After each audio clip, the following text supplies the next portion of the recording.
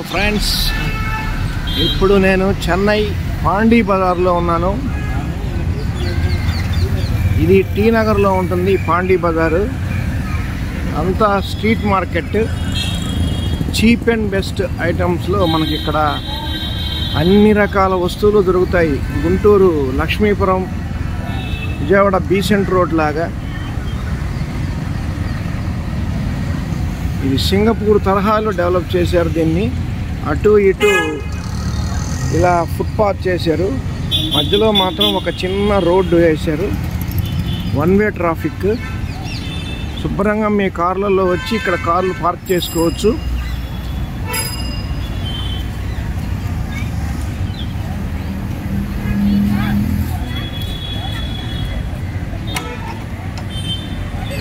Tea Nagar one plus showroom.